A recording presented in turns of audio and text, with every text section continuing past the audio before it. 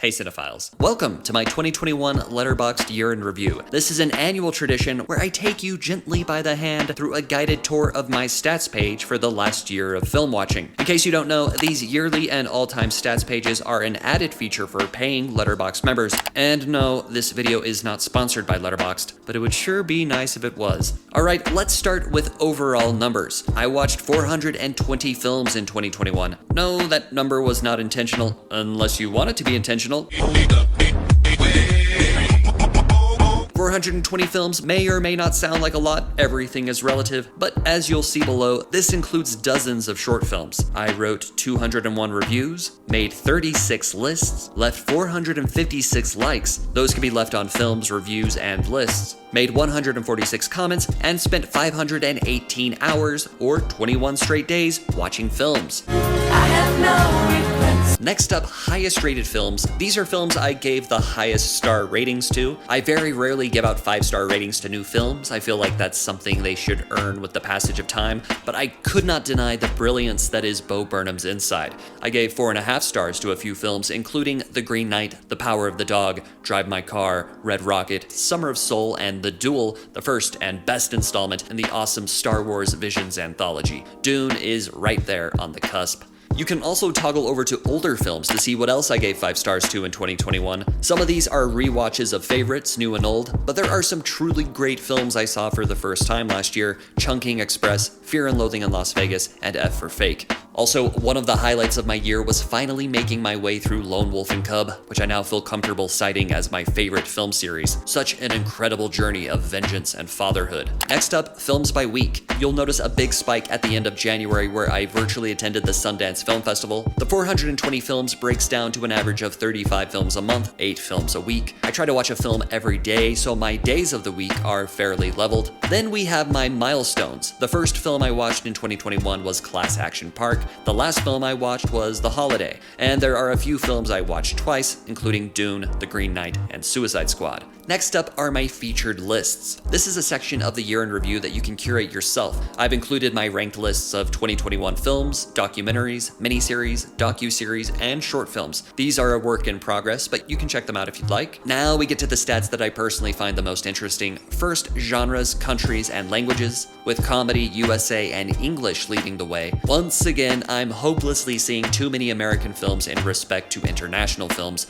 well over half of what I watched at 244, but that also means I watched 176 international films, so not too bad. In previous years, drama was always my top genre, but comedy led the way and France got a big boost for a reason I will soon get to. But first, here is an all-new feature for patron-level year in reviews: themes and nano-genres. I'm not entirely sure how this works, but I'm guessing every film has a collection of tags, and if they have all of the tags for a certain theme, like action, villain, silly, cool, hero, they get grouped together. Check that out if you're interested. Next up, breakdown. 36.7% of what I watched were 2021 releases, 91.2% were first-time watches, and I wrote reviews for 45% of what I watched. Typical bell curve on my rating spread where I gave 117 films a 3-star rating. On each end of the spectrum, I gave 3 films the dreaded half-star rating and 21 films a full 5 stars. I watched 30 films that were on my watch list and added another 318,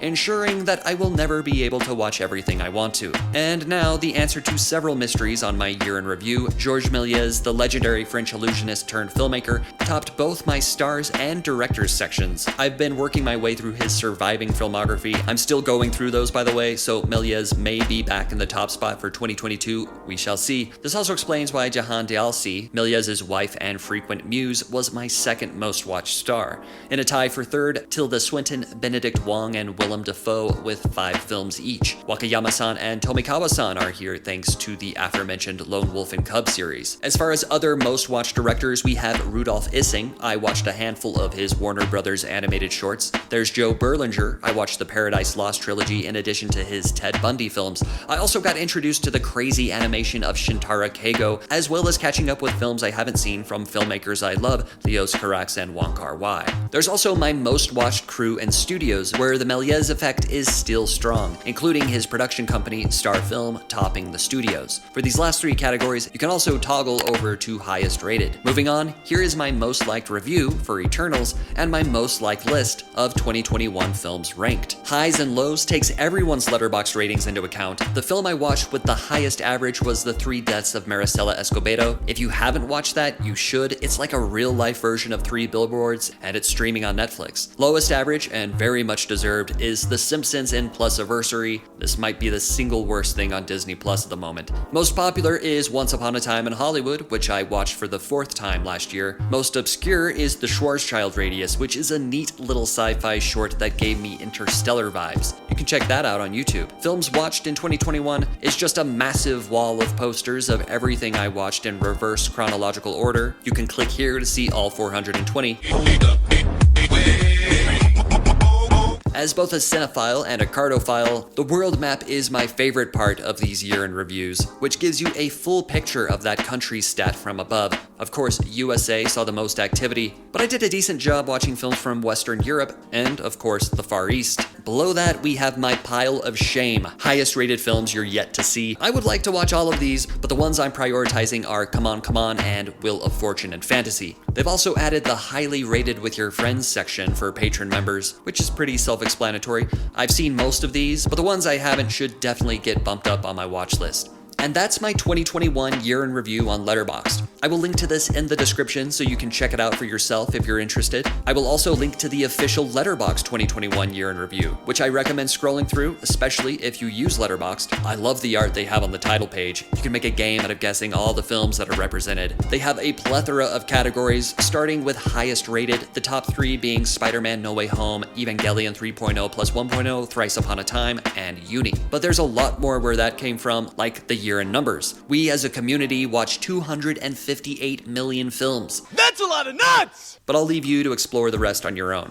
And that concludes my show and tell of these 2021 year in reviews on Letterboxd. If you have any observations or questions, please let me know. If you have your own year in review, feel free to share it in the comments below, or just share your Letterboxd profile if you feel so inclined. I want this to be a place where cinephiles can meet, greet, and geek out together. As always, I'll see you down there. If you enjoyed this video, please give it a thumbs up. Subscribe to Cineflect for video essays, film lists, and more. I got this! And click that bell next to the subscribe button if you'd like to be notified anytime I upload a new video. Thank you so much for watching. For Cineflect, I'm JS Lewis. Until next time, watch something good.